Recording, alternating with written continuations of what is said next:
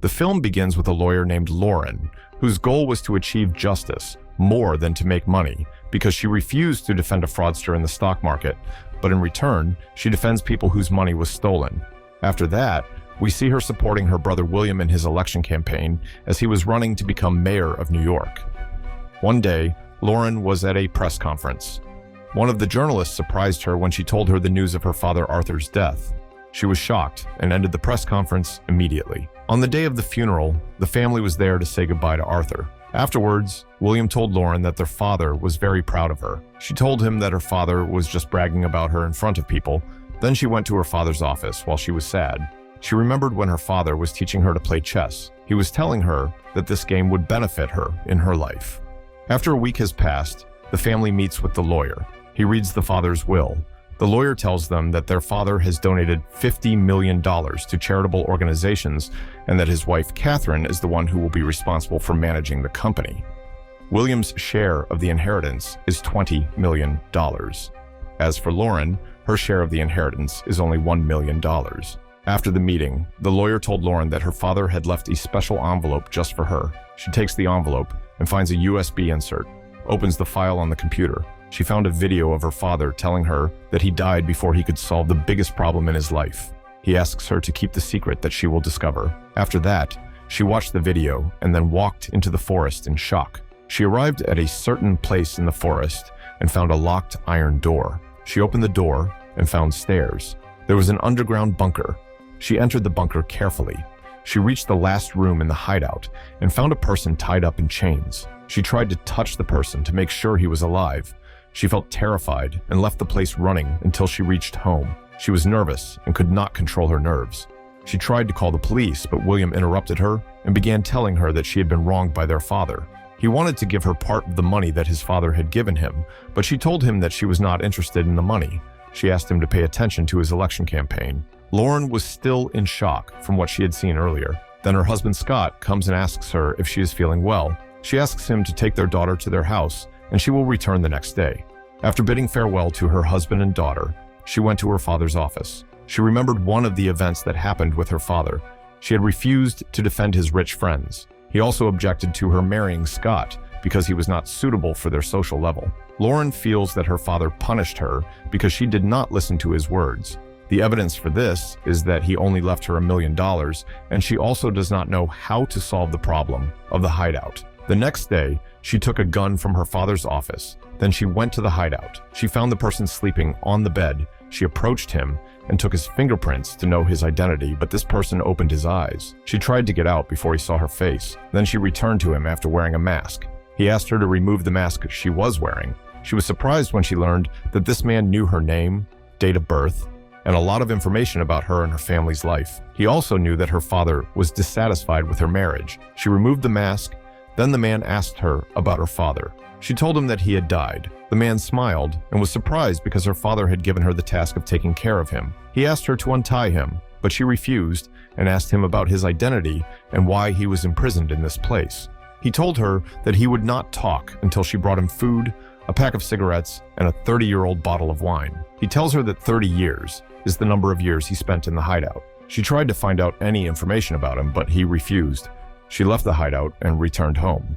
She sent the fingerprints to Detective Emilio, and she asked him to obtain information about this person. After that, she went to buy food and returned to the hideout. Then she went out to call the lawyer who was helping her in her work. She asked him to take care of the case because she would not be able to attend the session. Then she returned to the hideout. The man told her that his name was Morgan, and then he started telling her about his story with her father. We go back to 30 years ago. Her father and Morgan were in a bar. Her father was obsessed with gambling and was winning a lot of money. They were together one day and drank a lot. During their return, her father was driving the car, but he hit someone on the road and killed him. Morgan was shocked by this and wanted to tell the police, but her father prevented him and told him that they must dispose of the body in any way. They put the body in the car and headed to the forest. There, her father buried the body and then attacked Morgan. Then he took him to the hideout because he was afraid that Morgan would inform the police. Morgan was begging him to free him and promised that he wouldn't tell anyone, but he didn't believe him. He imprisoned him for 30 years and visited him every now and then and told him about the details of his life. Lauren was shocked by what she heard, and she accused Morgan of lying. He told her that he would prove to her the truth of what he said, and he told her that her father is married to a woman named Sophia. He also described to her the place where she lives. He asked her to ask the lawyer because he knew about her father's marriage. She came out of the hideout and was devastated because of what she discovered about her father. After that, she called Emilio. She told him about a person named Morgan and that he had been missing for 30 years. She asked to investigate him. After that, she went to the address that Morgan told her to confirm the truth of his words. She was shocked when she met Sophia. She discovered that Sophia met her father in the gambling hall and married him. Since then, he has been hiding the secret from everyone. She also told Lauren that her husband was the reason she completely changed the course of her life and also helped her study and obtain a master's degree. Lauren saw a picture of a child and asked Sophia about him. She told her that this child was her son, Alex. Lauren collapses after hearing this, and she asks Sophia to keep this matter a secret because if her mother knew about it, something might happen to her. Then Lauren went out and was shocked. Then she went to the lawyer and she was angry, and she accused him of treason because he knew that her father was married. But despite that, he did not tell them anything. He told her that he had no right to interfere in his clients' lives. He also told her that Sophia had signed a document that made her keep her marriage a secret. He asked her to calm down. Then she asked him if her father had told him about someone named Morgan. But the lawyer told her that he had never heard this name before and that her father had not told him anything about it. After that, she went to her brother's election campaign headquarters. Then she met her mother and asked her if she knew a person named Morgan, who was a friend of her father. But her mother also told her that her father had not told her about anyone with that name. William attends and is disturbed by the opinion polls for his election campaign. He asks Lauren to attend his next meeting and to give a speech to his supporters. And this is because Lauren is known to be honest in society. This means that what Lauren say has a major impact on the outcome of the elections. She agreed and promised him that she would do it. At night, she went to the hideout and asked Morgan to show her the body her father had buried. He told her that he would do so, but on the condition that she untie him. She actually agreed and untied him, put handcuffs around his hands, and took him out of the hideout. He was happy because for the first time, he saw nature in 30 years. After that, he rides with her in the car and describes a certain place in the forest to her. Then they arrive at the place and she starts digging. Finally, she finds the skull of the person her father buried. She was terrified. Then she took Morgan back to the hideout. He was surprised when he saw Lauren pointing the gun at him. She asked him to wear the iron collar around his neck, but he begged her to free him. He asked her not to be cruel like her father. He promised her that he would disappear from her life if she freed him, but she was adamant in her opinion and forced him to carry out her orders. She apologized to him and left the place. The next day, she came to visit him. She brought his bag and told him that it contained everything he needed to prepare himself because he would soon leave the hideout. He was happy and couldn't believe he was going out. After that, she met with the lawyer and asked him to prepare new identity papers for a 60-year-old person. She also asked him to open a bank account in the name of this person, put $1 million in it, and prepare a private plane to take this person to the Cayman Islands. She also asked him to help him build a new life. He asked her to find out who this person was and why she was doing all this. She told him that her father had wronged this person 30 years ago, and she wanted to restore his rights to him. The next day, the lawyer was at the airport waiting for them. Morgan and she got there.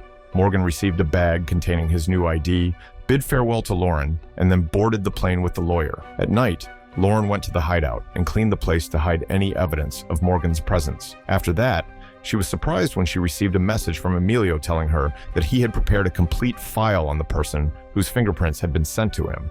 He told her that he sent the file to her home. She goes home to get the file, but she is surprised because her mother is the one who got the file first. Her mother asked her about her relationship with this person. Lauren told her that this person is called Morgan and that her father imprisoned him for 30 years. But her mother tells her that this person deceived her, that his real name is Corson, and that he is a dangerous criminal.